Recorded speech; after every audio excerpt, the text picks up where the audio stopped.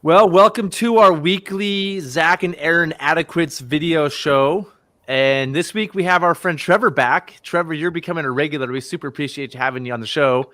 Good to see you. Happy 2021. Yeah, happy New Year, everybody. Thanks for having me on again, Zach.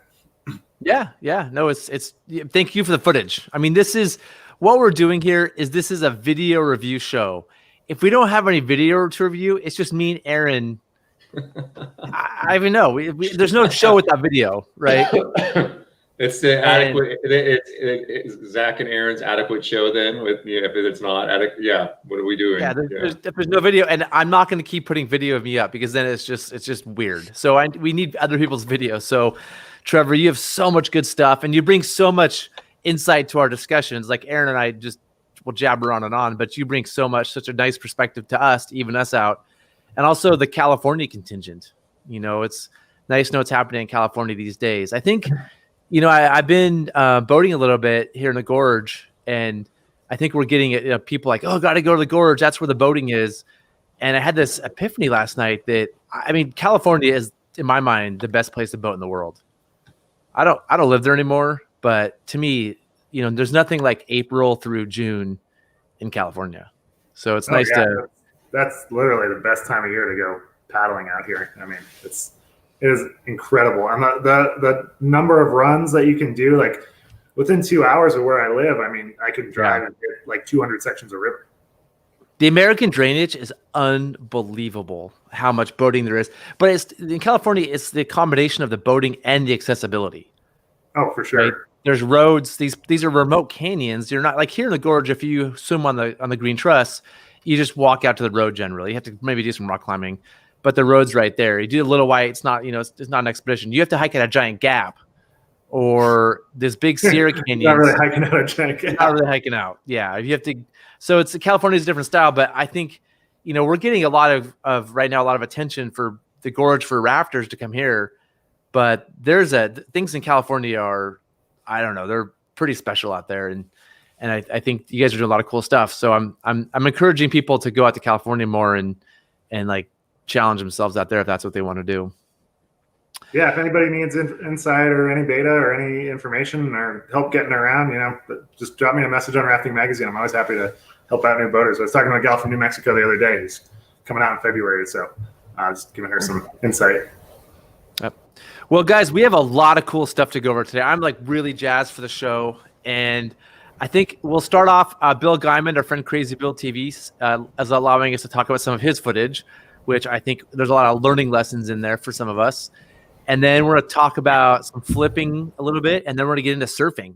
And the main topic really is surfing, how you do it, and maybe why you do it. So, you guys ready to get started with this? You get this. Oh, before we get started, I want to. How do I add this again?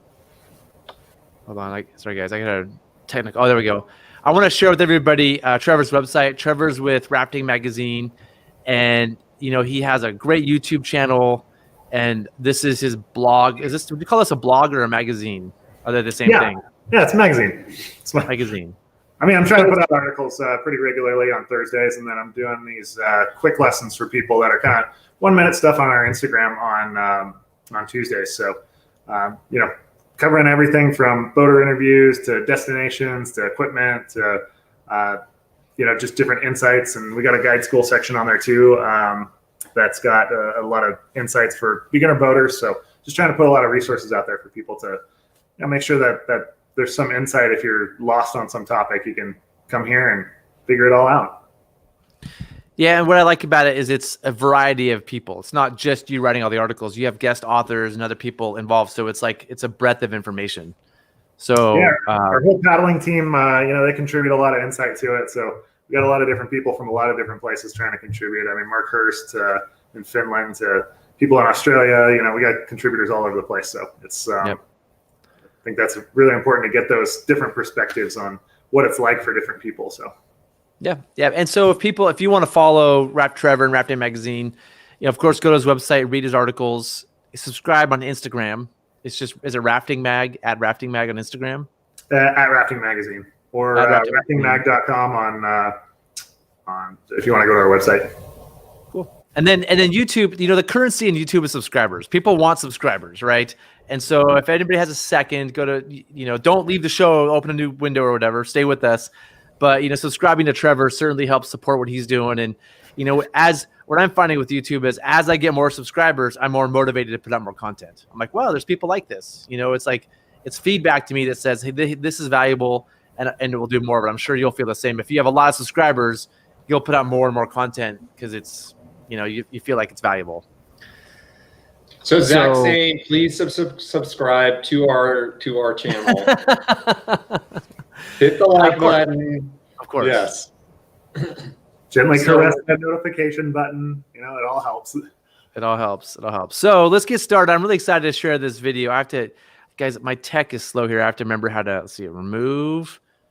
I'm moving a little slow today, guys. I'm sorry. How do I stop screen, share screen, audience? I'm really sorry for being this slow today. All right. So we have Bill Guyman's Creature Craft stuck behind a rock or two. And have you guys seen this yet?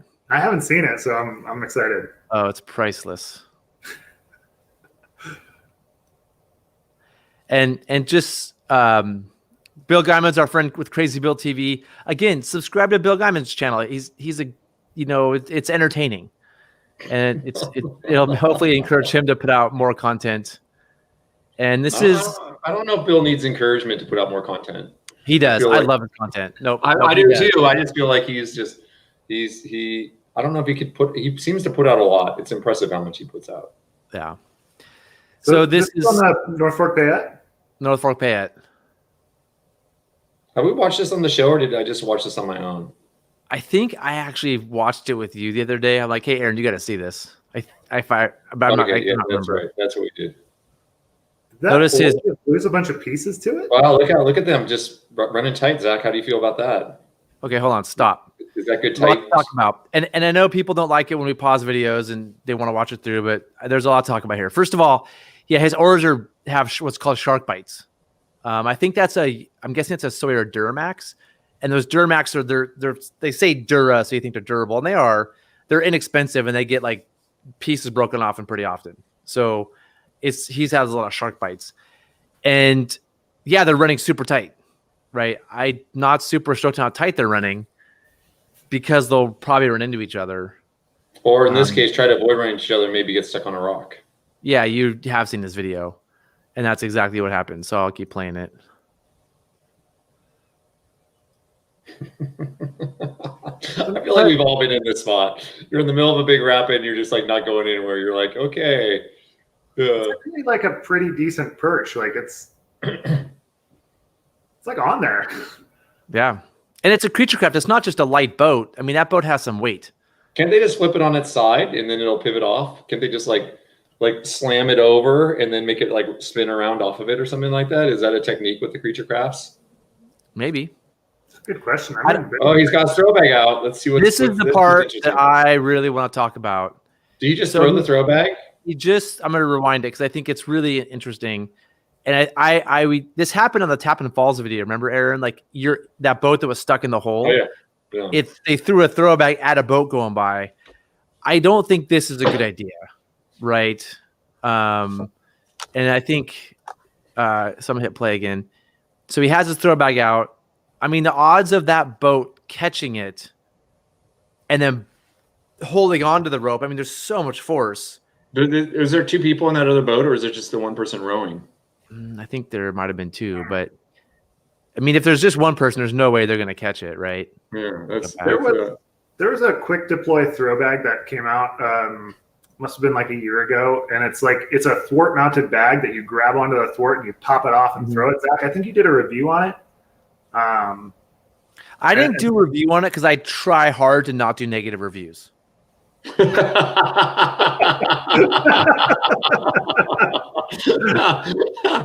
diplomatic of you. Yeah. Wow. Okay. I don't know. I've seen in some older guidebooks and some older, advice lessons about when you're in big water. And I'm not really a big water boater. I'm a creek boater. So when you're in big water, and there's swimmers and you're on a commercial trip or something like that, there's been some advice that I'd seen in some old guidebooks where you throw a bag from your boat to the swimmers. But I don't really feel good about that. And throwing a bag from one boat to another, especially in a big rapid like this, I just don't know how effective it would be. Like you said, Zach, I feel like it kind of either pull that other boat over or anchor it or. Yeah, so let's just briefly talk about throwing a throwback from a raft. I strongly feel it's something you should really never do unless there's a reason to do it. But I'd rather focus on having boats spacing in order and having other boats close by that can do rescues than throwing a rope from a boat. And there's been incidents of guides throwing ropes from boats, people getting tangled and dying. So you can generally swim most rapids in the world, but as soon as you're tangled up, that you're making the situation worse. If you get the person on the rope, you then, as a guide or person rowing the boat, have a person on a rope. You're out of control. You can't use your oars. You can't use your guide stick. And then if your boat spins, your rope gets caught up with the people in the boat, right? So there's a lot of people that throw ropes from boats don't always think about what's going to happen after the person's on the rope, right?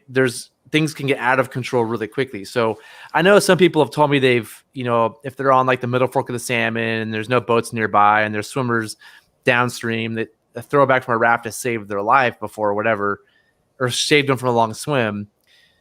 I guess, but I'm going to say in general, throwing throwbacks from boats is a bad idea. How do you feel about that, Ryan? I think we're all in agreement that generally that's, like you said, Zach, there's a lot of problems with it. And it creates more issues than it typically solves. And then there's the issue of okay, great. Let's say you rescue the person, you pull them back to your boat. Now you've got this unwound throw bag in the bottom of your boat as you're running a rapid or something like that. I mean, think it through. And just having said that, I have heard of some scenarios where it made sense to throw a throw bag from a boat. We're at the confluence of the calcium and the Klamath at high water in their last boat, and someone falls out and the eddy fence gets sucked back in and they're going downstream and they're not getting back in the eddy. And we threw them a throw bag and pulled them back and got them and pulled them back in. It's okay, yeah, I guess that would make sense there. But it's so rare. And in general, I feel like we hear way more stories about throw bags getting wrapped around people in messy situations than the opposite, where it's that throw bag from the raft really made it better. Like this throw bag thrown here, they're okay, right? They're safe. Yeah. There's no problem. They're okay. And that throw bag, how's that going to work? And what are all the bad things going to happen? The best thing that happens is it pulls you off the rock, and now you're floating through a big rapid with that line in the river. That's the best case scenario. Aaron, there's something you said that I think is really important, and a lot of newer boaters, I think, can benefit from this knowledge, is that when you pin on a rock and you're up on top of it like that, and you're not going anywhere, this was a really hard lesson for me to learn when I was a newer boater, was that I pinned on a rock and I'm jumping around the boat, and my friend's like, "What are you doing? We're not going anywhere." Yeah, it's fine. Sit down. So I think that's really good for new boaters to remember. Is sometimes you pin on top of a rock and it's okay, you can take a second to evaluate what's going on, as opposed to just do something now because. But and having said what we just all said, I think you have that throw bag. It is this tool, and you're trying to figure out how to use it. And like Bill's trying to be creative here, and hey, here comes another boat come by. I can throw the bag, can help pull them off, and it could work, And I can see the thought process on it. Just I guess, and it makes sense in some ways. It's I've had a lot of perches where I've needed help getting off the rocks from shore, someone throwing it back from shore. I feel like perches and sometimes have been worse than rafts in terms of getting the boats off. They're just stuck and you're spinning around and you can't get purchase on your boat and get it off. So I feel like I've had a lot of perches where I've needed a rope from shore to pull me off. And maybe that's not an option here. And maybe, so having said all that, yeah, I'd prefer not to, but I can see why people make that decision and they go there, if that makes sense. Yeah, I think the issue is you shouldn't really do things you haven't trained on. If you haven't trained throwing a rope from a boat to a boat floating by, don't try it for the first time on the North Fork of the Payette. Because what's going to happen? I mean, right now he's about to throw a bag and the person doesn't even see it coming, right? Like, but if he grabs it and you grab it, the force is so large, you're probably going to get a rope burn at a minimum, right? There's no way you're both holding on to that rope. It's just Aaron, you're muted right now. Yeah. So, I mean, which way is it going to pull the boat too? Like, yeah, if you train on it, you're like, hey, let's go practice getting stuck and have a boat come by and throw them a bag and see what happens. And you're like, oh no, it works. Cool. But this isn't something I would ever do. I don't know if it works at all to throw a boat from a stuck boat to a boat coming by. What about bumping another boat off? Yeah, that's pretty effective. But in this case, it wouldn't work because it would just bump them further on those rocks. Right. Well, let's keep watching it. So to Aaron's point now, they have here, they're about to throw it. It's this boat. So it looks like he did get it. And it's one person by himself though, which that's hard. Yeah. That's hard on that person too. Yeah. And now Bill has a rope in the water. And as I think about this in terms of creature crafts, these creature crafts don't eddy out. It's hard to eddy out creature crafts. So like if we're R2ing or kayaking, we would eddy out pretty easily. But you notice these guys are going way downstream. Did you guys just see that little nugget right there? Go back, show it again. Yeah, deployed throw bag. It's now wound up underneath that dude's butt. So now he's shoving the rope under his butt, which I think we all agree is not a good idea. You should take the minute here and put the throw bag back in its bag. In his defense, they are running Jacob's ladder, so I mean he could have a pretty tight grip on that. The way he's holding it.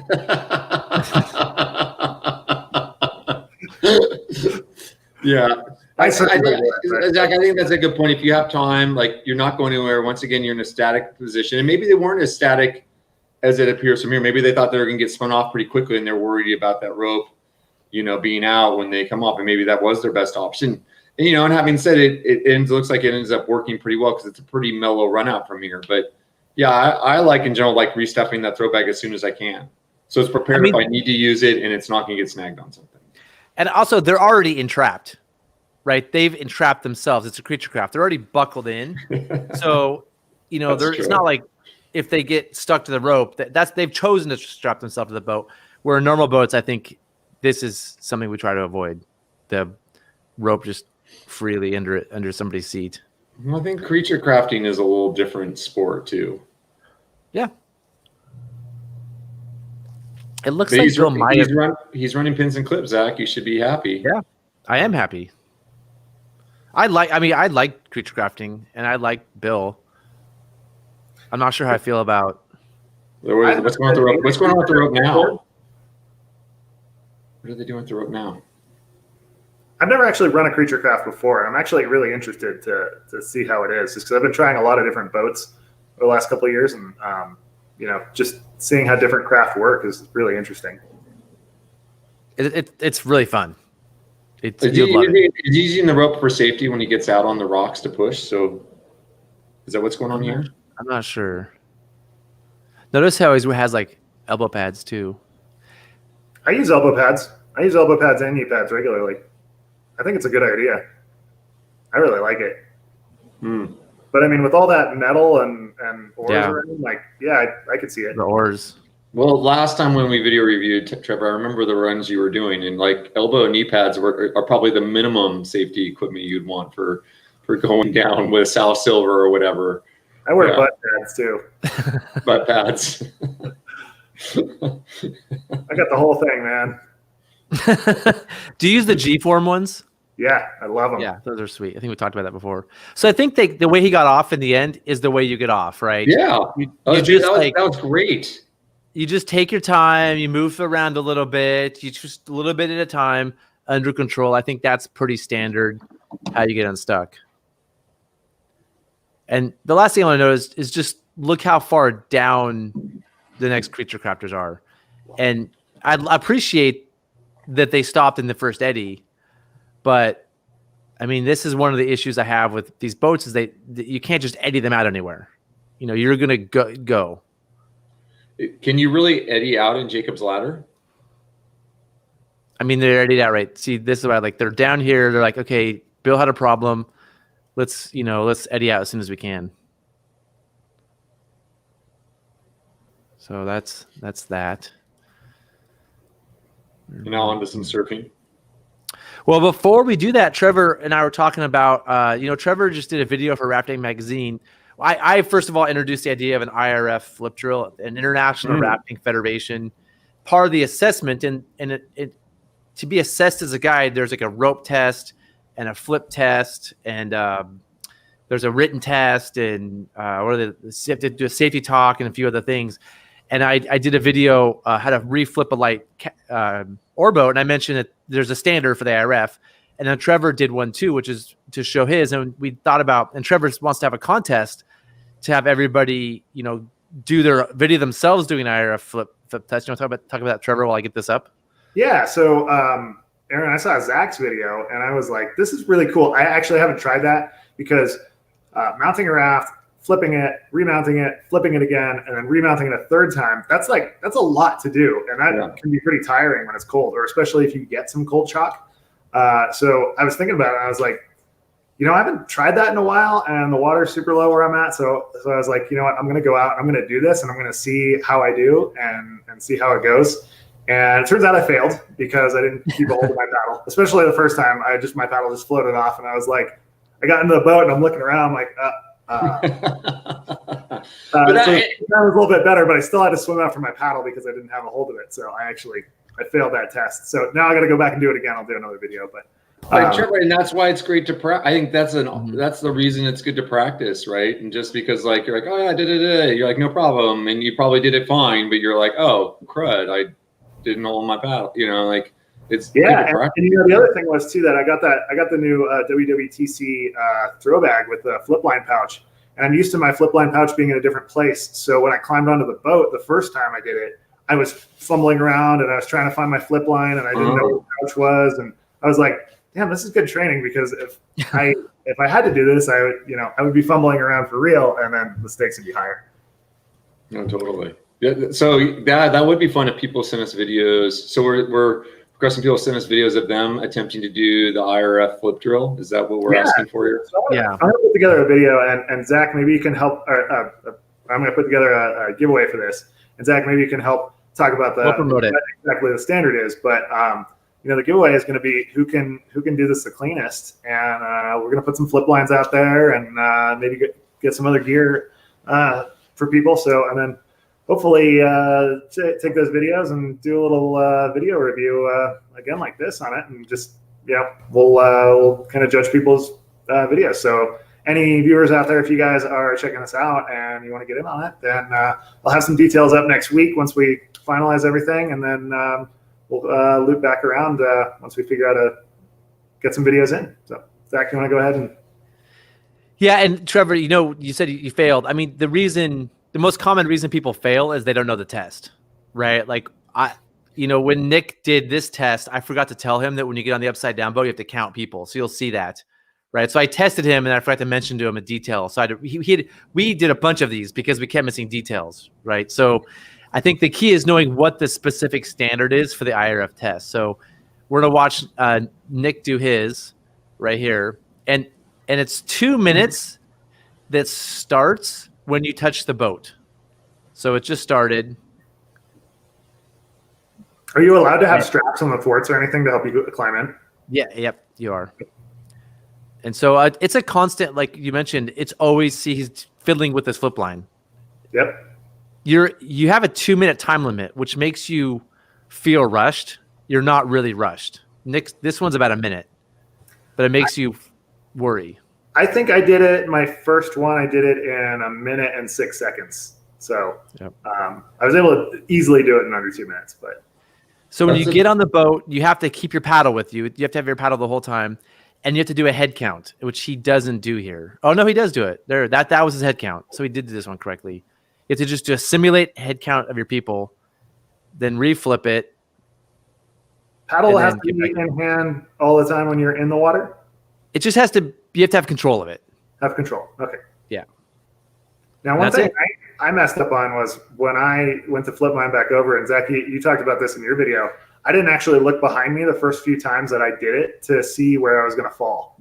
And that was like a really important point.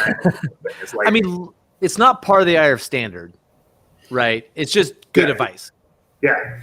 Right. Like when I do it with an oar boat, I actually want my body to go deep because if the oars flap around, I want them to hit the water and slow down in the water. And so if I'm flipping an oar boat, as it flips, I'll push away from the boat as far as I can, but I'll go underwater. So I want to flip it somewhere as deep as I can. So that's it. Yeah. So if anybody out there wants, I think that one of my goals this year is to focus more on training and get more, do more things with the IRF. And so I'm excited to just share some of these standards with everybody. So again, if you want to share a video, Trevor, should they send them to you? Yeah. Either send them to me. They can email me at trevor@raftingmag.com. I'll put out some more details and maybe we can share that across a couple different channels. So just look for that on my social media, and I'll have more details about that, and then some links to the giveaway and all that. So, well, let's get to the meat and potatoes of the show, and it's just talking about surfing. And Trevor, you shared a bunch of surfing video with us, and I kind of put it in random order. But I think I want to talk about why surf, like why do we do it? Yeah, I'm really. I guess it's something I'm really passionate about is surfing. I never, in my beginning years of boating, I wasn't like a great surfer. So, but I found out later on it became more and more important for me to surf. So that first surf was Wingfield Park in Reno. This is in the south of France on the Ubaye River, and there's a couple other French guides up above me that'll be coming down after me to try and surf. This hole's called Hollywood. Where's this one? This one is at the Oklahoma City Whitewater Park during Paddle Sports Retailer of 2019,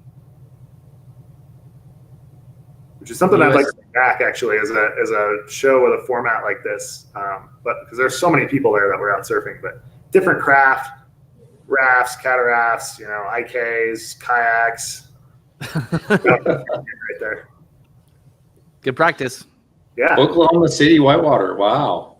They have a great whitewater park there. There's a class 3 course and a class 4 course, and they got some really awesome holes and features. Bloop. Is it one of those ones with a conveyor belt that takes you back to the top, or? Yep. Oh wow. When I went to the show, I met up with Dane Jackson and Raph Ortiz, and I was like, "Hey, why aren't you guys kayak rafting more? I mean, I thought you guys were like really badass boaters." What would they say to that? They're like, yeah, rafting, whatever. Hold on, I want to go back. Sorry, people hate it when you go back. I want to go back a second. A raft almost flipped on the wall down there. Watch this. He's trying to pull that guy in. It's an interesting place to put a wall. Do you see that raft? I actually flipped on that wall when I was running an Air Cub, and it was It's in a man-made course. You think they would have thought that through, or maybe it's on purpose. It's there to flip people for practice. I think it's to get a good eddy going. This is on the South Fork of the American. It's a wave called Maya. A lot of kayakers will surf it. It's a really glassy wave, but it's really powerful. Like basically the whole river kind of funnels in there. I've flipped here a lot. I got a lot of my flip training here. I remember like high water. This was a place a lot of raft flips, a lot of commercial flips happen. Yeah, I quit working at a company because I flipped there at like 8,000 requests. It's a hard wave to get into. Yeah. And again, I think it's really important to practice these skills because what it does really, in my opinion, is gets you fine boat control. I mean, there's kind of that like gross motor function of like moving across the river, crossing currents, going down stuff, but that really fine boat control of just moving like a micro movement is super helpful. And I like this comment. Is you get a better tip when you swim. Zach, what do you think of that as an outfitter? I disagree. I mean, I don't disagree. You may get a better tip. I think it's true on day trips. I think day trip people, they want like adventure. The right people, not everybody. as a multi-day outfitter, I don't think people tip better when you swim them. And you don't want to be swimming grandma and little Johnny on the trip, but some guests want it. Like you get those bachelor parties that are all fired up and they're like, yeah. We want to do this. So this little segment is pretty cool. This is me surfing with a gal named Vay O'Brien. She's like, I think she's 12 or 13. Oh, she's going out. And she rode 550 miles of the Missouri River, I think, in her own boat when she was 12. So she was like, I want to have this like super cool experience. So she's got a really compelling story. She's a really great boater and really fired up to do whatever. So, but she hadn't surfed a lot. So we wanted to go out and surf, and I'm really stuck in this hole right here. So this is Chili Bar, right? Yep. This is a sticky hole. I was going to ask, are you like in control at all right now? Or are you just like hanging on? I'm kind of hanging on. I'm just trying not to flip. What I'm doing is I'm waiting for the boat to fill up and then kick me out like that. But it still didn't kick me out. I mean, do you feel like it filling up? I feel like when the boat fills up, it stays in more. It kind of depends. Sometimes it'll give you a good kick and bounce you out. But it just really depends on what, it depends on the hole, really, I think. Some holes will fill up and flush. I did a South Yuba video where I was in this wave, it fills up and it flushes us out. So that happens sometimes. The extra weight will get you on a different current. It'll maybe sink your boat a little bit and pop you out. But Chili Bar is just a rowdy hole. Usually when I R1 surf like this, I have to ask commercial companies and commercial guides to just bump me out. They'll be waiting in line on the river left bank. And they'll be like, when are you going to leave this hole, dude? I'm like, just bump me out. Like, hit me, flip me out. And this is, I mean, what you just mentioned, I'm going to pause it for a second. I think that this is why surfing is so good, because getting it stuck in a hole is a bummer when you're rafting. I mean, it's a major issue you want to try to avoid. And when you surf different holes, you start learning which ones you can get out of and can't get out of. And you start learning, I want water in this floor. I don't want water in this floor. You have some sort of like idea of what will get you in and out of holes. Like that Chili Bar one, you probably know, if you get stuck in that hole, a hole like that somewhere else, you're going to be there for a while, right? Yeah. Like get comfortable, take a breath, right? Maybe a sandwich. You're going to be there for a while. Yeah, exactly. Hey guys, make lunch. Or also at some point you're like, well, I'm not coming out. I mean, I'm just going to jump out and like, I don't need to be here for half an hour. Whereas some holes you go into, you're like, okay, I know there's a way out of this and I'm going to try. Here's what's worth surfing. You develop a feel for it, which is hard to get because you don't surf on accident very much. So, I feel like surfing on purpose is really healthy for boating. Well, pelicans are amazing. Going back to that previous clip of me in Chili Bar, the reason we did that was because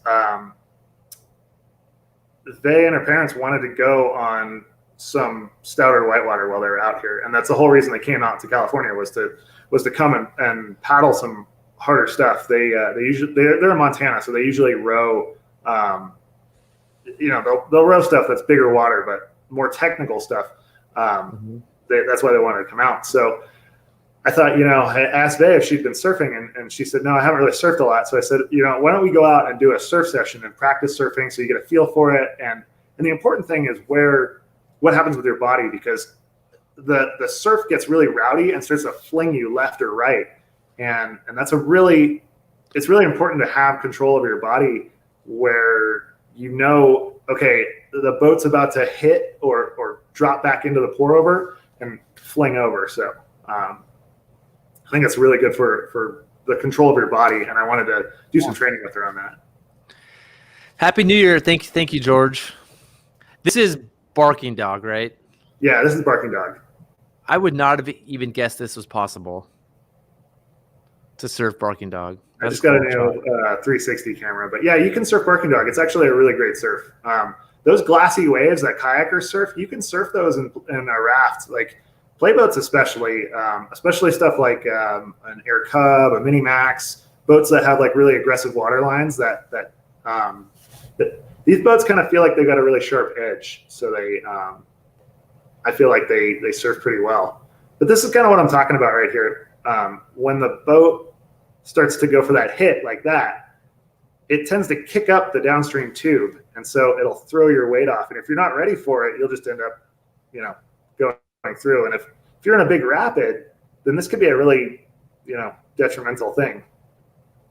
This video is a bunch of years old, but like right there. I mean, that's the thing that happens, right? Like that's a pretty common thing when you're learning to surf, is you get sucked under the boat. Like you underestimate it.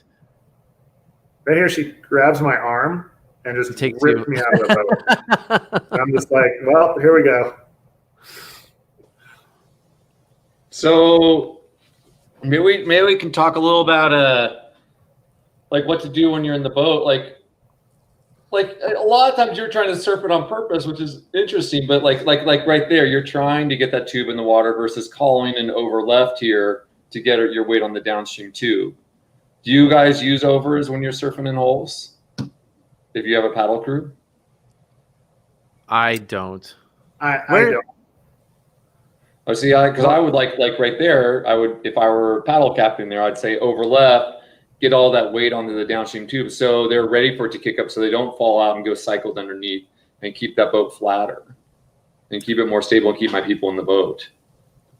Yeah, I think it just depends on what you're doing. I agree with you, Aaron. Like I might call a get left.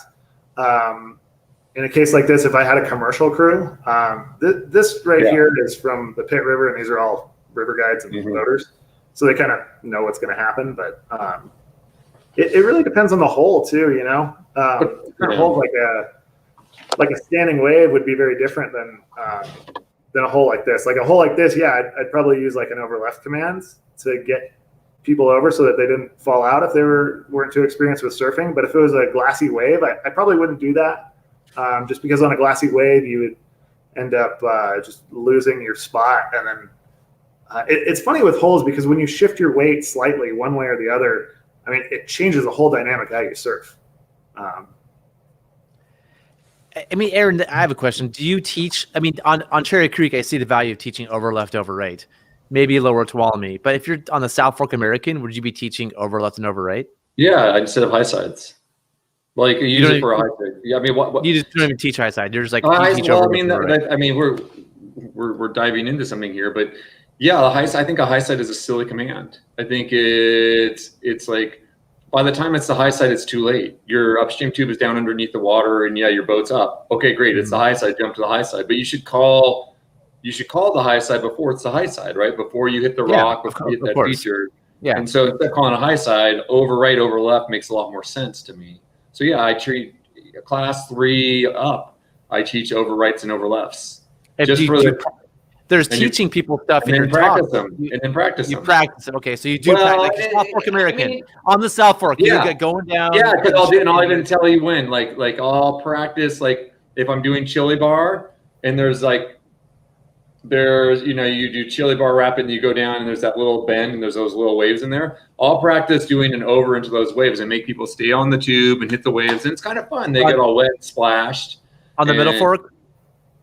On the middle fork of the salmon? The salmon, yeah. Would you teach over left, over right? I would teach it, but I probably wouldn't practice it splashing into waves unless it was a really hot day or and it was really big water.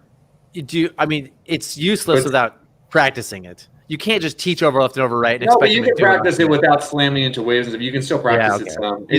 You teach it and practice it. Yeah, but it doesn't take that much time to practice it. You practice a couple times, they get the general idea. You go across, get your weight up on the tube. But I mean, I feel like that and to get down are things like on any trip that you're running whitewater or like things. If your goal is to keep your people in the boat and not swim them, those are the 2 most important commands. In terms of keeping over left, over right. So 3 over left, over right, and get down. Yeah, 3 commands. Yeah. So here's a thought for you guys.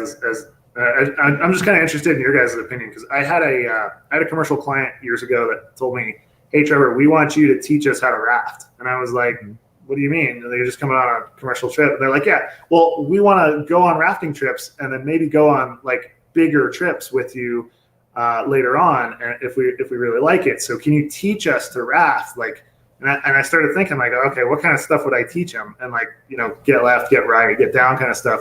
Like that's important. So what do you guys think about that as from a standpoint of a guide of like teaching a client in class 3 and preparing them for class 4? What's your thought? I think it's good. I think it's good, but I think it's good for class 3. I mean, there's a place down there on the South Fork where Zach rapped. If he'd called in over, he probably wouldn't have rapped on that rock. Oh, come on, Eric. My first year guiding. Come on. Ow. That hurts. Yeah, postage stamped on Fowler's there. I mean, that's the thing. Were you there? Hold on. Were you there that day? Oh, no, you heard about that. Everyone was there. That was like a training day. Were you there? Yeah, I was there. Dennis Johnson was there. Like everybody was there. Oh, all right. Yeah. We can forget about it. We can move on. Everybody's done that on Fowler's Rock. But the point is there's places on that river where you can wrap, and there's numerous places where people wrap there, and so like any place where you can wrap a boat. Okay, I get training over is good. Let's go back. I'm going to say something else before we go backwards. No, I think like you were talking, Trevor, you're talking about teach him how to raft, and I think it's a class 3 river. Like teach him how to raft, teach him what it means to raft a river, teach him the basic skills and what are the basic set of commands. And also as a guide, I think, okay, if I'm going to be a class 4 guide, to become a class 4 guide, I need to learn to train crews to do that stuff before I'm a class 4 guide, right? You can't just be like, okay, I'm guiding the Tuolumne. Now I'm going to start teaching people. I don't know how to teach people how to do overs. I've never practiced overs, but now I'm going to do them. I know where you're headed with this, but sorry, I just burped. That's unprofessional. I'm going to disagree with you about the over thing. I can see the value on Cherry Creek. I can see the value on some rivers because not only are you using it for high sides, you're using it to get through narrow channels, right? You need to put a tube down, lift the tube. I get that. I think that we need to, and this is getting back to standards, which we kind of talked about. I feel like if the whole world is teaching high side and only Aaron Cavagnolo is and like a handful of Cherry Creek guys doing over right, over left, that like it's confusing to everybody. There's not like a standard. And I feel like even though high side it's just the standard. It's what we teach people. But okay, so this is first of all, what's the standard for a turn? Right turn, right back, left forward. What's the standard for turns? There isn't a standard. There's not a standard. No. And then the over is, I would say, it's not that hard for people to adjust. You do it a couple of times, and it's more explicit. It's really easy to go from high sides to over because this is my big problem is at stern, Zach, on the Tuolumne, people get stuck sideways in there and they get wedged sideways. And they get wedged sideways. Somehow they get wedged sideways, so their downstream tube would be lower than the upstream tube. And I saw this numerous times. So they're stuck between these rocks. Upstream tube is higher in the water. Downstream tube is lower. The guide in the boat yells, high side, high side. Everyone jumps to the upstream tube, pushes it down the water. The boat flips. Yeah. And I mean, that's just bad use of high side. Well, that's my point is like, it's a bad command that gets people into trouble. And it's like not understanding the concepts behind it. I think overs are much more useful. Isn't even the IRF, doesn't Mark use those? I think Mark uses overs. That's a good question. Yeah, I'm pretty sure. I mean, I'm sure it's a good question. I mean, it would be, yeah. Mine was in a bucket boat. It was there for a while. Mine too. I had a couple of those in the bucket boat. Yeah. I mean, this is worth thinking about and talking to more people about, but I mean, everybody uses high side. The whole industry uses high side.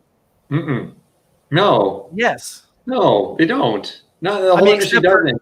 Except for a handful of people. No, a lot of places don't anymore. On the Tuolumne, everyone uses overs now. On all the everybody. Yeah, or they use high side right, high side left, which is I think equivalent. I think those are very similar. This is a good point that Peter has. High side seems like you're asking customers to think too much. Exactly. Go over to the right or over to the left. It's way more clear. I disagree. I'm going to disagree with the guys. I got to agree with that on this because when guests get in okay, so you're in a river, you're in an environment you may not be used to, especially if it's your first time. I think people would often realize that they gotta. I guess that their adrenaline gets firing. That they get all flustered, and you yell high side, and it's only something you mentioned in a safety talk, maybe, or maybe practice it once. I feel like people wouldn't do that, but if you were to say get left or get right or over left or over right, people would be like, oh, there's the left side of the boat. I need to get over there. Yeah. Okay, hold on. And high I is a good agree. point. Mark might have been a little different. Mark might have been jump left, jump right, but it's an equivalent. Okay, I will agree with you guys that doing over left or over right is better with practicing with the guests, right? I agree with you. What I'm saying is it's like it's changing. Its standards are hard to change. You know, it's like, hey, this thing is slightly better. Now let's, like, a handful of us do this thing that's slightly better when everybody else is doing something different. Everyone's doing something worse, you said. Yeah, So I mean, you're this is a common saying we should maintain a less safe practice because more people do it. Is that what I'm hearing you say? No, that's not what I'm saying. That's not what I'm saying. Okay, I think there's one question for you. Safety and consistency. Okay, I think so there's safety and consistency. you're floating up to a rock, Mm-hmm. and you're kind of floating like this. When do you yell the high side? Before I hit the rock, when I know I'm going to hit it. But it's not the high side then. So isn't that a lot of times before you hit the rock, it's the low so side? So that's confusing. Yeah, no, I get that. In my safety talk, this is how I explain it. I say, hey, there's this command high side. We usually use it when I make a mistake. It usually starts. I usually starts with oops, high side. And I also say it typically happens when we're just talking and not paying attention, right? And so I'm going to yell the command high side, and that means we're bumping into a rock sideways, and I need you to jump towards that rock. And so I say, when I say high side, it means jump toward the rock. That's how I explain it. So let me just give you another scenario, Zach, that I'm curious about is, what if you get into the rotisserie flip scenario where you have two rocks and your boat's pinned between them, and it's like kind of teetering like this. And then if you say jump towards the rock and you've trained your guests on that, they're either going to jump to the front of the boat or jump to the back of the boat. And given that, so that's where I think over left, over right matters on Cherry Creek, right? Because you'll train it, you'll practice it. A rotisserie flip is going to happen there. Does that happen? Are there places on the South Fork American where rotisserie flips happen? Okay, that's okay. Yeah, taken, but I guess what I'm getting at is if we train people early, like let's say you have a guest who starts on a class 3 trip and they're like, hey, I did the gorge, I did Chili Bar, now I want to do Middle Fork American, or now I want to do North Fork American. Those things could happen there. Yeah, and actually high side left, high side right is something I use too. And Russell, I agree with that. I think that's fine too. The high side left, high side right. I'm cool with people using that. I think that's much clearer, But just that I think one of the things that I don't like is that idea that it's the higher side of the boat that you're getting your weight on. And if you do it right, it's never the high side of the boat. It's always the low side. If you get your weight on early, you keep that tube down in the water, and then you hit that rock. The side that's high is the side that's on the upstream side that's up out of the water. Yeah. And so it's never is the high side. The things I describe, I say, what we do is we come down. I say in the safety talk, we come down. I see the rock. We're gonna hit it. I'm gonna say oops, and that's a joke. I go, I'm gonna have you jump to the high side. I'm gonna say high side. We're gonna hit the rock and bounce off and go around.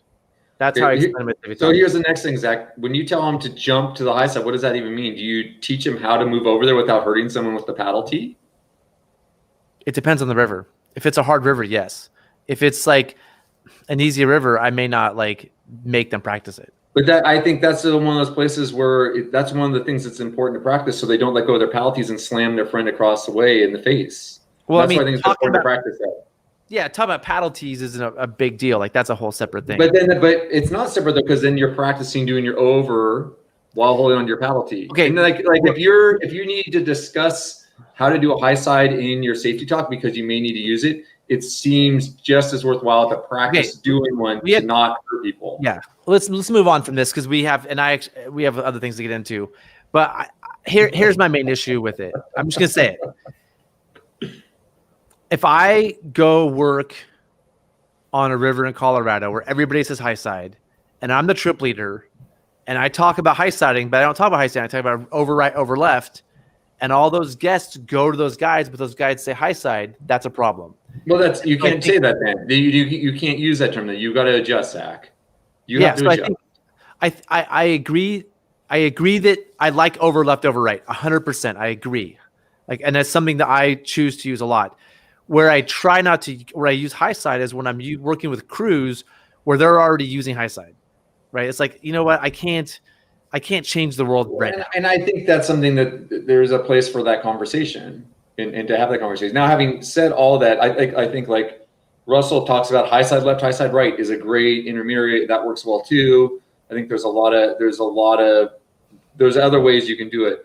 One more thing, Zach, for you, another good reason to teach over right, over left is I'm sure you've never gotten stuck on a rock before, but when I get stuck perched on rocks, using an over right or an over left is really nice for getting the boat off. Yeah, but getting back to Bill Guyman's thing, when I get stuck, I usually actually try to tell a joke just to slow everything down. Like, hey guys, we're stuck. Yeah. Let me tell you this joke so that like people don't think, okay, what I need you guys to do is you guys on the left side move over to the right side. And then they let go of their passes and start hitting their friends in the face because you haven't practiced it before.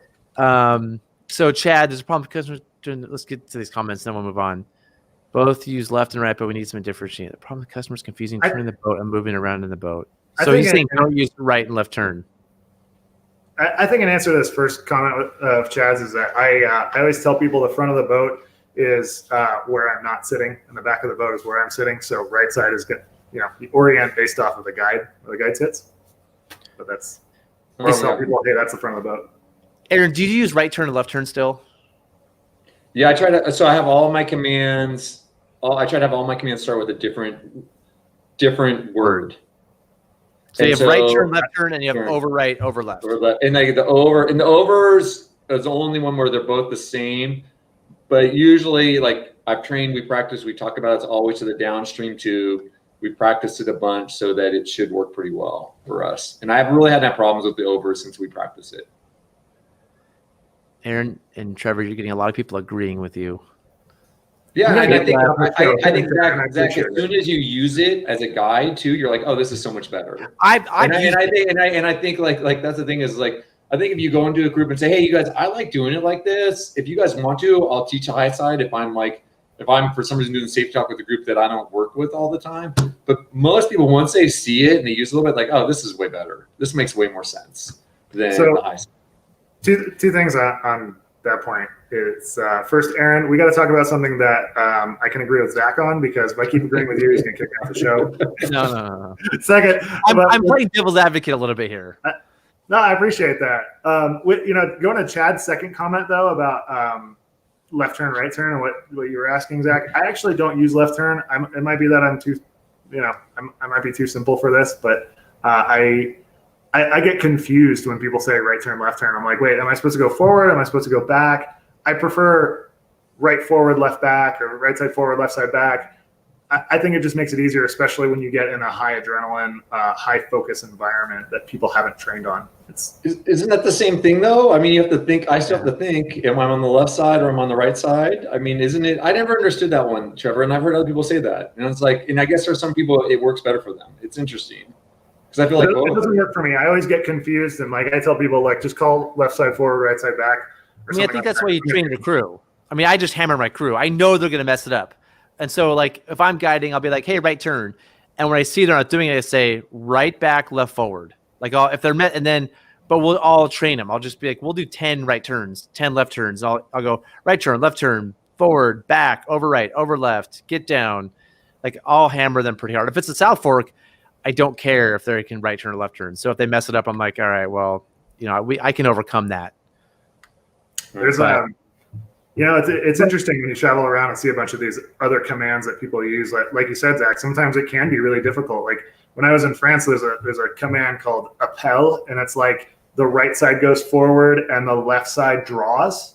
Oh, yeah. Mm-hmm. And they use that so it's like, and they'd say that, and I'm like, wait, what is that again? So first I'm translating from French to English, and then I'm like translating this command, and I'm like, am I supposed to draw or am I supposed to go forward? So. Yeah, I mean, we used to do right draw, left draw. That was a command we used to use, not commercially, but like private boating with paddle boats. And you could really draw the boat over. I think it was like a right draw is the people on the left back paddle. Go forward, they back paddle. Back paddle. Slow you down to, yeah. So like a right, so let me start over. A right draw would mean the front right does a draw. The front left goes across the bow and does a draw, right? So it's from your feet across drawing. The person back left does a back paddle. Damn, I'm already confused. Right, yeah, it's a complicated thing. You practice it, but it's what you do, like paddle boating the middle feather or paddle boating trick. Like if you're paddle boating something hard privately, right draw, left draw is a sweet command. But I just want to finish this up. I think we talked a lot about in the past about if you learn something, it's kind of stuck in your ways, right? It's really hard to change, and so and you feel like the person you learn from is the master, and so you're gonna do their thing. I learned right turn, left turn, high side. And so it's really hard for me to change my ways. Right. And so I love right turn, left turn because I learned that way. Right. And then other people hate that they're with you. They're like, oh, I like, right forward, left back or whatever, and I also, a lot of guides do like 3 forward, 3 back. They count the number of forward paddles. I can't do that because I didn't learn that way. They're all awesome techniques, right? They all work. I think you guys are right that over right, over left is better. I agree. I think that we need everybody on the same page. Mm-hmm. Well, I think everyone you're working with the day on the river, you need them on the same page. Yeah. We don't need the whole industry, but like if people switch from one boat to another, it's best when you all use the same commands within the group that you're running with. So that like someone that does switch to another boat, they're not like, whoa, what is this command? I don't know what to do.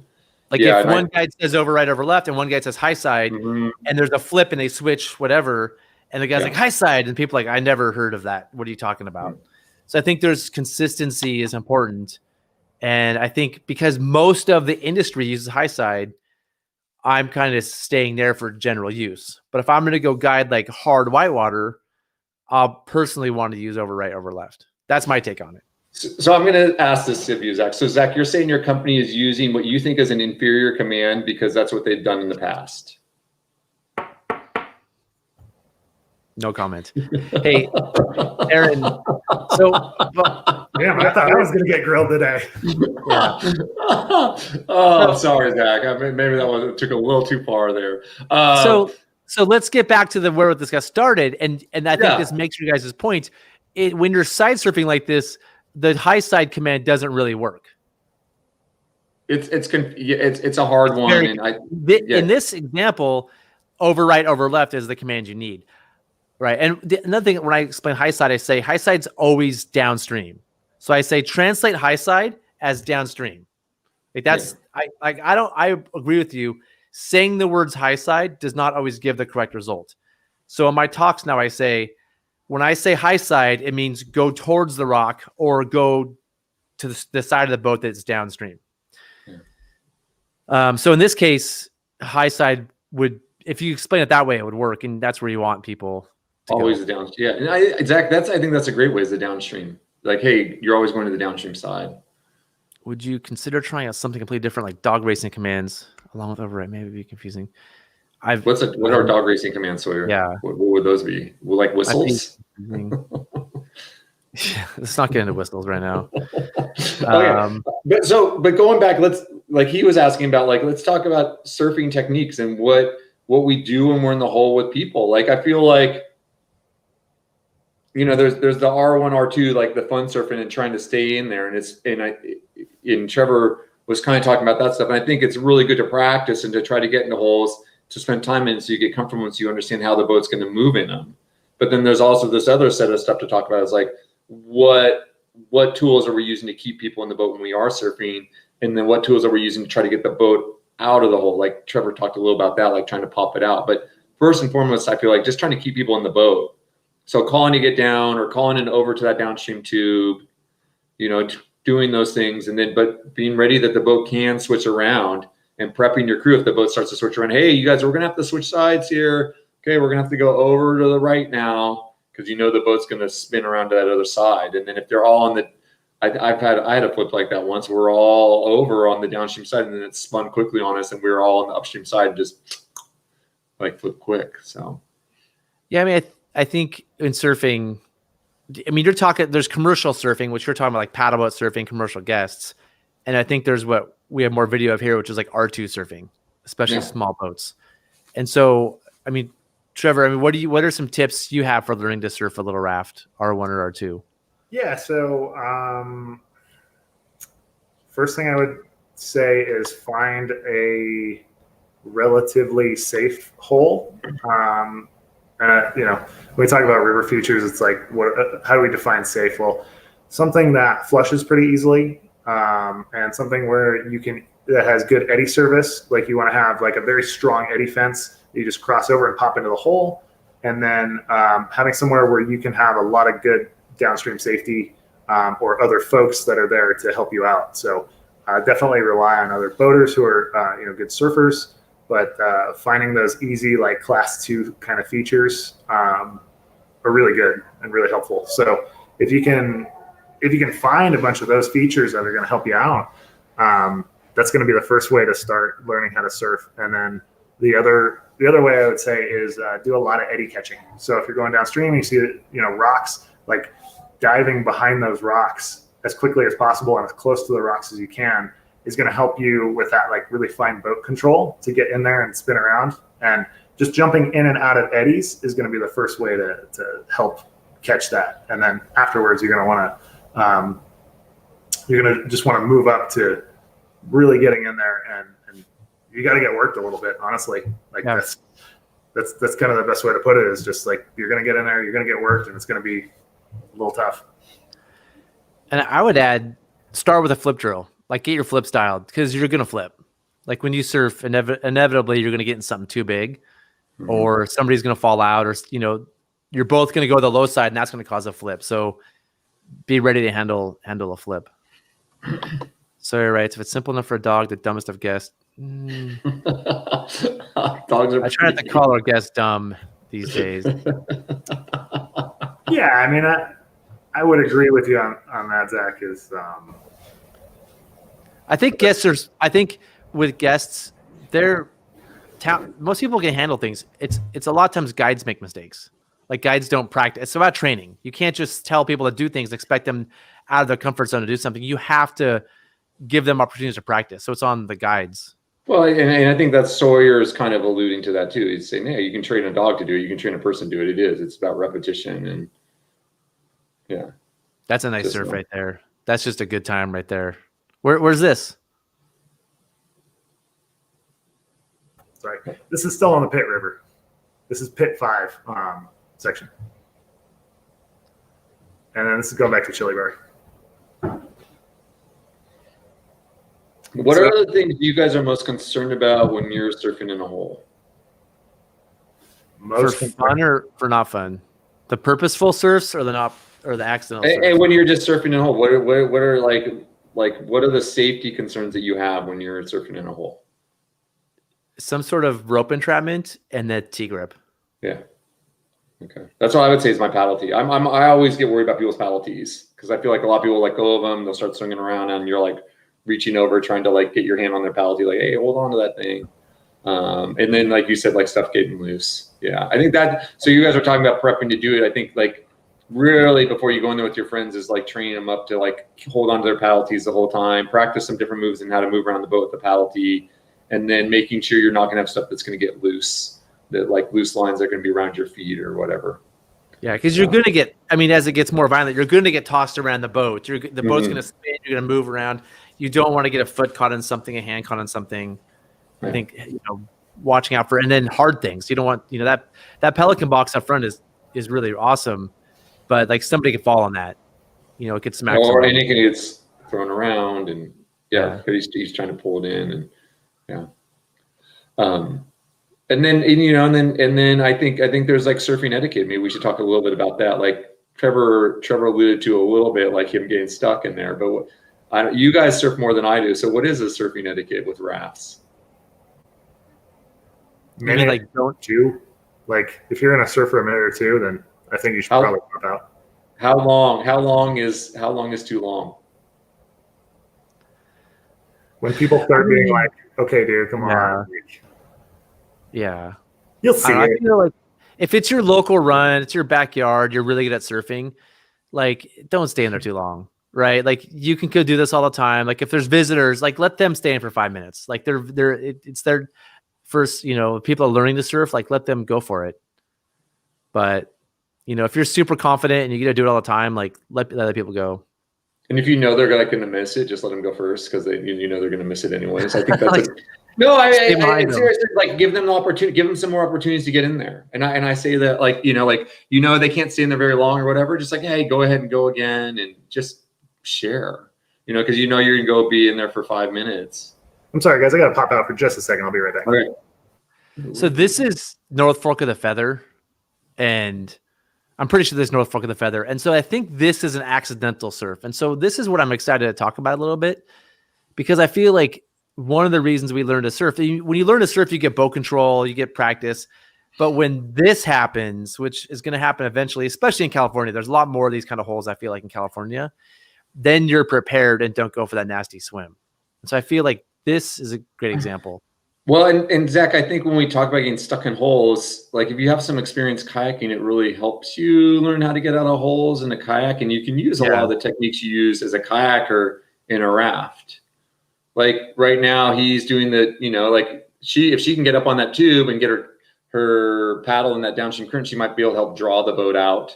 Like I think that's like what he's doing right there. Trevor's doing right there. That's a great initial technique. Is just trying to draw the boat out. And he also, that's a piece of brilliance right there, right? I think that's a key thing you learn from surfing a lot. He knows, let's say right here. So like right now he's going to rotate. It's going to rotate. And if he stays on the downside, he's going to get sucked out immediately. So he's already on the upper tube and probably yelled to her, like, jump on the high tube. You want to keep, as the boat's spinning in that hole, you want to keep on the high side. And he's working hard. Like you can tell he does not want to be in there. And Zach, I don't know if I feel like once a boat's full of water like this, they're actually more stable and they're less likely. I feel like a lot of times you're most likely to flip early on. You can still flip later on over time, but when they fill with water, they get a little more stable. And if your weight's on that downstream tube, it's kind of hard to flip them. It's hard to flip them, but it's also harder to get them out, I feel, because basically all that weight is down there now. Like once water's coming over the tube like that, it's really hard to get it out. And so when you're trying to get out of these holes too, it helps to try to work to one end or the other, right? To get out, to try to figure out which end the current's coming out of and trying to get and they kind of came out the left side of that hole. So like right here, they're trying to draw it out, right? But you can see now they're kind of paddling to the side of the hole. And that's what got them out. Yeah, and then you can change the angle of your boat. So you can, like, when you come nose or stern towards the boat, you can point it in one direction to help get you to surf across the hole one way or the other, right? Is that, explain that well? Say it again. So if you go back to that last one where he started to spin around, when they spin around, you get nose, or when they had their nose or their stern into the hole. At that point, you have an opportunity there to decide which way you want to go, and you can draw out the back and make it go one way or the other, like you're surfing a kayak along the hole. So if you go back a little further, you think that's clear enough? Do you think people understand what I'm saying there? It kind of makes sense. Yeah, like right there, like if they have their nose pointed to the right, they'll surf to the right. If they have their nose pointed to the left, they'll surf more to the left. And so right there, almost you wanted to come back around and try to surf it, because he wants to come out on the river left side, surfer's right. Yeah, he can't come out. He can't come out on river right.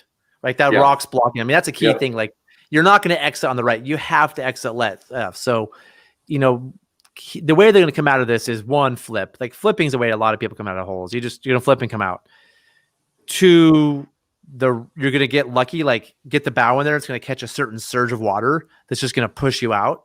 Or three, you're going to push out that river left side. Yeah, you can kind of end her out of it like a kayak does. You can like drive your nose in and end her out. That's a good technique too. In a kayak, it works. It works pretty well. But in a raft, it's really hard to have that much control. It's hard to force the ender out, right? Like you can, but it usually is just luck, right? You just like the boat's just getting beat up, right? It's kind of getting beat down, and then you just hit a certain like current or something, and it pushes you out the back. Yeah, what's really hard about this one is backed up by a rock. This is sort of like Richard's hole. There's a rock, like there's a hole and there's a rock behind them. So if they get pushed out, it pushes them onto a rock. Yeah, totally. Yeah, I think, Zach, you talked about it's kind of random, but I think you can kind of like go with what the river's giving you and try to use that to help move you to a different spot. And like put different forces on the raft while you're in there to try to pop it out. Like, okay, hey, I'm coming around this way. I'm going to make it slam harder in this way into the hole. Or I'm going to try to get it to go across to this side of the hole, and that way popped out a little bit. See if over there it's going to be a softer spot, and just go with the river, but also, try to change it up. So, because I feel like a lot of times you get stuck in one spot and you just sit in the same spot and you're not going anywhere. So you gotta change the forces on the boat a little bit. Yeah, it always works better in a kayak. Yeah, Tim, totally. Good to get a comment from you, Timmy. Tim's a really good kayaker, so it does. But being beat down in a kayak is not fun, right? I would much rather be sitting in that raft comfortably being beat down than being side surfed in a hole right there. It takes a lot of physical energy in a kayak to stay getting beat down like that. Where the raft, you can kind of rest a little bit, and it's not as. And I don't mind swimming out of a raft as much as I mind swimming out of a kayak for some reason. Because you're getting beat down the hole to pull. You're like you're gonna pull your skirt. You're gonna probably be head underwater for 10 seconds. Whereas a raft, you can take a breath and jump out, or you can take a breath and swim. But I would say that's a great way to learn to surf, though. Is surfing in a kayak really helps your raft surfing. 100%. You will definitely improve. Yeah, a lot of elements of rafting from kayaking. Yeah, even if you're a terrible class 2 kayaker and just going these really little holes, I feel like you learn a lot from that. What are we watching now? My best guess is South Cuba. Why is there an empty water jug attached to your GoPro? What's that? Oh my God, I get that a lot. So it's big water, big floaty. So that's just to keep in case the thing gets detached and floats away. Oh, so you don't lose your GoPro. It's not like something to help flip the boat back over or something like that. It's not like a rewriter. This is South Cuba on Edwards to Perkins. Okay, pretty high water then. It's 2,500 CFS or 2,600. Yeah, so this is a class 4 run with a portage. I don't know if people are still running that now, but there's class 4 run with a hard rapid, about 5 mile section, right? Something like that. Are you at the engine? Are we going to go in the hole in that first hole on the left? There's a hole on the right. Okay.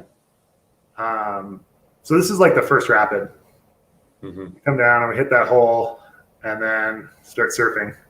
And again, we kind of got in while you're gone into is this an accidental surf? Like you're not purposely doing this, right? Yeah, this is an accidental surf. We did not want to surf here. Yeah. And that last one on the North Feather, same thing, right? Like that was not on purpose. Yeah, that was not on purpose. That was so like I was saying before, we were talking about training with Vay. And because we did all that surf training the 4 days prior, when we got into that accidental surf, it all worked out. She was like, okay, I know what to do. Get on the high side, get stable. And that's kind of something that I teach people is when you get in a surf, like get stable is one of the first things. And, try not to fling your T-grip around, but you want to get really stable so that you're not flying out of the boat or getting, sucked out into the curtain or just hitting other people or grabbing them and pulling them out.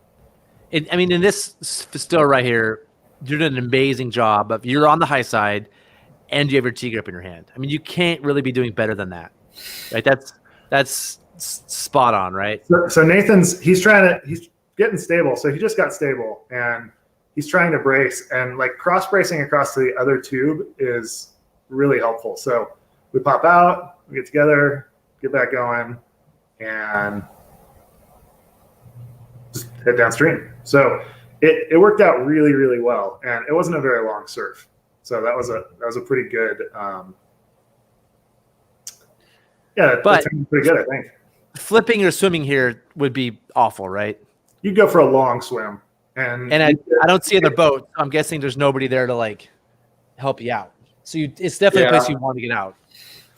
I swam out of that hole once. It was not fun. Yeah, I can attest to that. There's at this flow, there gets to be some juicy holes in this section of river. So there's a lot of opportunity for that. Obviously, my GoPro didn't work, but you really want to be able to be stable when you're out there doing stuff like that. And I guess, are we dropping in some of your footage, Zach, of you surfing with your cat? This is from yesterday. This is a section I call the playground, just because it's like it's past. This is on the wind. It's past all the big rapids, but it's this really fun section of just stuff to play in. So Zach, does that throw bag, that waist throw bag, bother you with the seat? it doesn't. Yeah, no, it not really. Yeah, and it's that WWTC bag that Trevor you just did a review of, and I feel like it's in a really good spot. yeah. Most cat boaters are running higher seats, and so it would bother them. But we were paddling with some people yesterday, and one of the guys was from Colorado, and he even said, he's like, man, he flew out. He's like, I didn't, I felt naked without my throw bag. He asked about the throw bag, and I go, yeah, it's WWTC. And he's like, yeah, I don't have mine right now. I feel naked without it. So I've been trying to wear it more and more. So Nathan, the guy in the last video that I was R2ing with, he actually runs his cat with no seat. What does he just stands up? He puts a pool noodle around the bar and sits on a pool noodle. And he's got a little pad that he sits on as well that kind of spans it. We got to get this guy on the show. I got to talk to this guy. He's either crazy or revolutionary. He's yeah, that's the way I put it. Yeah, I mean that's. He's happy to come on. He wants to. He'd be excited to talk to you guys too. So yeah. Are we going to see some surfing here, Zach? I think at some point. I should have surfed that one right there. But this is just me playing around a little bit. So this is the one thing I just want to mention is I feel like a lot of people are pushing the limits, and this is just a random right shoot right there. Well, a lot of people are going boating and pushing harder and harder and harder and harder and harder. And I'm a big fan of do a run that's at a decent level, but make it hard.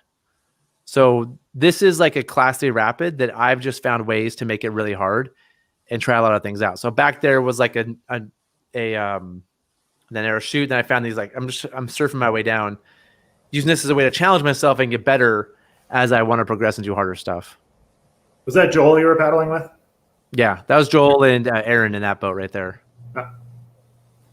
Oh, so back to that comment from Can Rivers up. I had another thought about this too. Was don't catch a hole on the fly if you're trying to learn how to surf.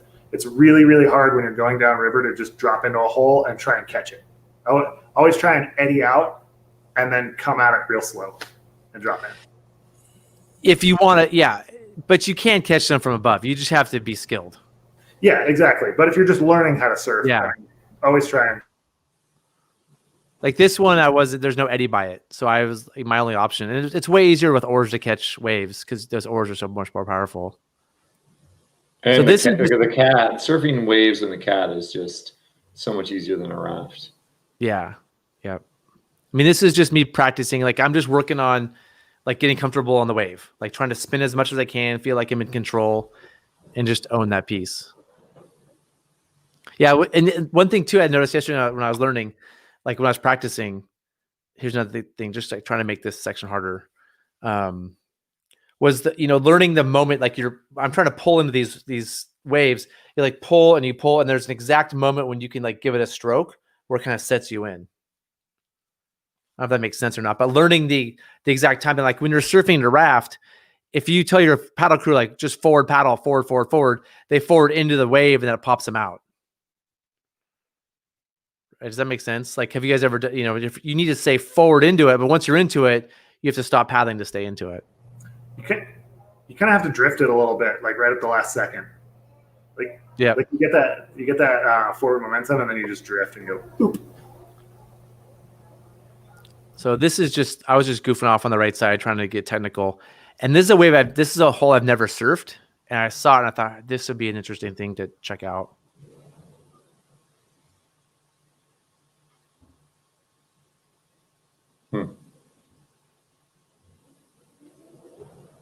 This is kind of like that one we looked at last time, Aaron.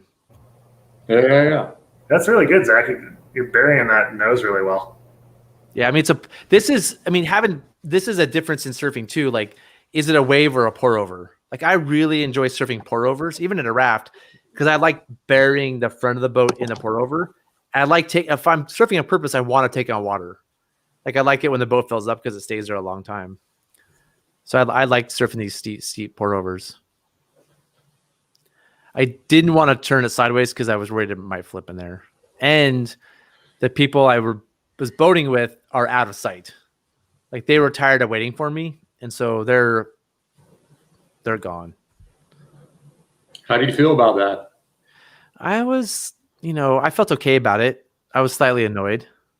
How do you feel about just like screwing around and everyone else is wanting to make miles about being on that end too? Well, I was the one who wanted to make miles because I had to get back for New Year's Eve. Yeah, 1 second, I gotta pop up. Just Yeah, and then but you were the one who was making them wait, and you're the one who had to get back for New Year's Eve. I caught up with them. I mean, I later on I just like turned the boat around and just pulled down to them. But so I didn't slow them down. But I was the one that was rushed.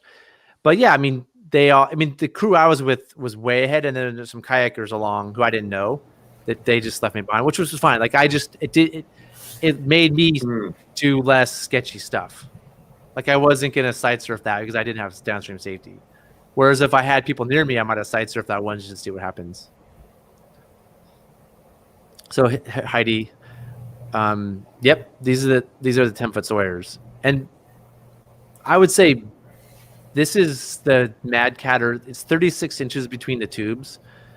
I can't remember the distance between the pins, but this is like a standard 36-inch between the tube frame. And I believe, according to my equation, you would use 9.5-foot oars on this boat. 10 foot's a little bit long. That sounds long, yeah. Zach, how do you feel about side surfing a cat boat like that, like a Cataraft with oars? Yeah, you just ship it. You just ship one of the oars. But people let go of the oars all the time, then it's a mess. So I'm trying to surf these waves, but I don't quite have enough power. Maybe I get a little surf there. There you go. So for surfing, these 10-foot oars are awesome because you could really pull hard on them to catch surf. So if I had 9-foot oars, I couldn't catch these surfs. So I think generally I'd recommend 9.5s, maybe like 9.5s. I just like the power of the 10s because I can do things like catch waves like this on the fly.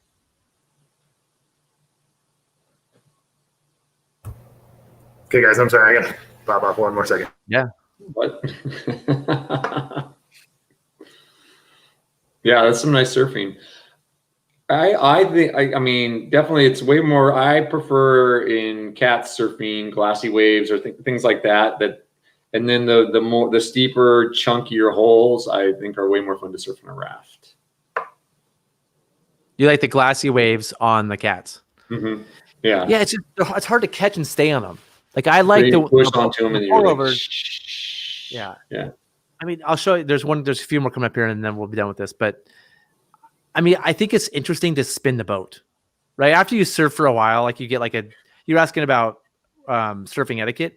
After you surf for like a minute, you kind of done it, right? After a minute, if you're just surfing straight or forward or backward, there's nothing more to do. What's really fun is to try to spin the boat, right, and control the boat. So for me, like I want to surf pour overs where I can try to spin the cat. But getting back to oar length, Heidi, I wouldn't recommend the 10-footers. I have for this boat. I have 9s and 10s, both, and so I switch to 9s sometimes. And this is just what I had loaded on the trailer too. Like I didn't, think it through. But Brody and I talked about next run. He'll run the pins and clips, and I'll run the spinnies. What river are you on this, Zach? This is the Wind. Yep, this is like the run out. So I timed it yesterday. The main rapids take 25 minutes, and then it's about 45 minutes of run out. So this is all in the run out. Is this what, class 3, 4 kind of stuff? This stuff is class 3, 4, but the upper stuff I'd call 4+. It's like I compare the Wind to the North Fork of the American. Oh, okay. There's a difficulty. So this is just a back surf. These are just fun, like catch on the fly, just like pull into it, back surfing. You can do this with oars, but I think if people are trying to paddle boat, it's good to mention that it's easier to catch a surf on the fly with oars. Because you're more powerful. Yeah, way easier. Because you're so powerful with the oars, especially these long ones. You kind of need eddies. There's not any real eddy catch surfs on this section. And this one's one of my favorites right here. It's a little bit bigger. This one could flip me. And again, you can't even see the boats down the river. So but I feel like if I swim here, it's not the worst swim. But yeah, I'm not super jazzed right now about the potential of having a problem. So, well, that's it, gentlemen. All right. Are we there? Is this the end? I think we're there. Although I think what I just want to reiterate, I'm really excited about this IRF flip contest. And so if any of you out there want to submit footage, like again, that it'd be awesome. Send it to Trevor at Rafting Magazine. And again, the idea is take your boat right side up, touch it, get on it, flip it over, get back on it, count your people, flip it back over, get back in it, control your paddle the whole time, and we'll have some sort of contest for we'll have awards for whoever has the best videos.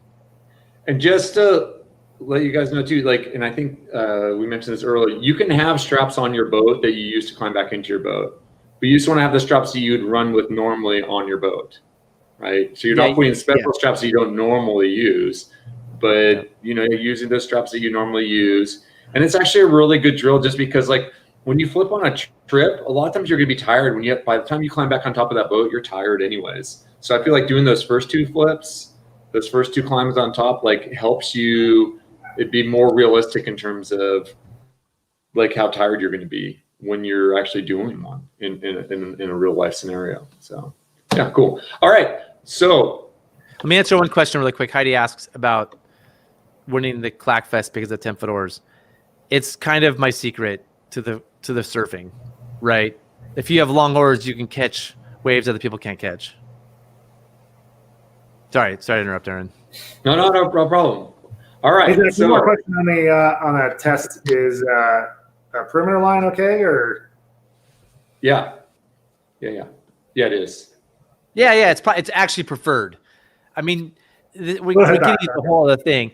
Everybody thinks I'm anti-perimeter line, right? Like perimeter lines are probably a good idea, but I would say loose perimeter lines are worse than no perimeter lines, and we see a lot of loose perimeter lines. So I think the IRF believes that you should have perimeter lines, so they're encouraged. Sweet. Okay, we're gonna try it. Are we ready to wrap this up, gentlemen? I think we are. Hey, Trevor, thanks for coming on the show again. It's great having you on. Thanks for all that video footage. There's some fantastic surfing in there. And then, as you guys know, you can check out Trevor's stuff at raftingmagazine.com. Raftingmag.com.